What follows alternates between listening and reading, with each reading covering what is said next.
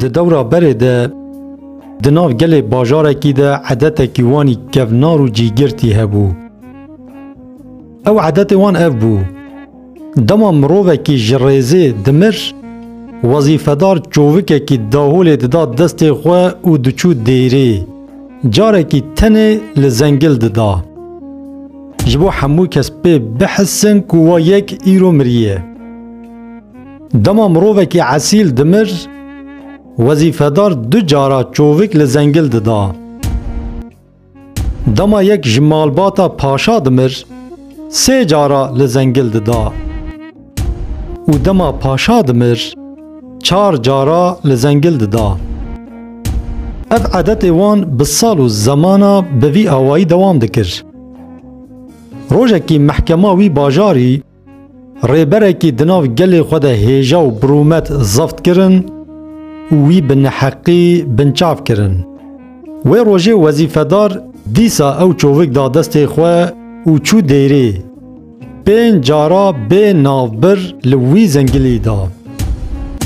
دنگکی بلند لناف باجر بلاف بو گوهبلی لخلق باجر کت و مرخ کرن. دنا هفده گوتن حیرا اف جبو چه 5 جارا دنگ جوی زنگلی هات کام هرن جم کشه مسئله چی امهیم ببن.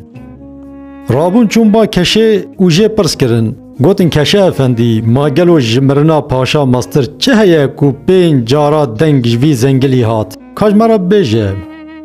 کشه گوت بله برانو جمرنا پاشا مستر جی هیه سری و ساغبه ایرو حق و عدالت مر جبر وی یکی 5 جارا دنگ زنگل هات.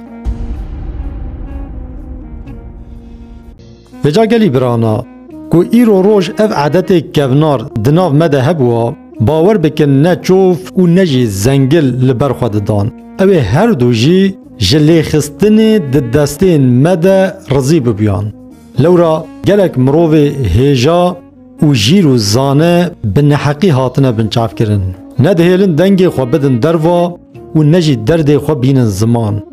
دراستی ده نه مافی تو کسیه کجبو برجواندین خواه ریل پیشیا یکی دم بگره و دست دزیه دریجی بنه بریکاوی بکه. جبو سر برجیر و سوجدارا ری و ریزک اشکرنه. دوی تو کس جبو کیفا خواه بسر وان ده گاو نده. و باش زانبن اف دادمندیا کو امله دگرن نجی یکی را جحمو کسی را پیوسته. از باورم وجمه فهم کر ده بمینن تخیر و خوشیه ده.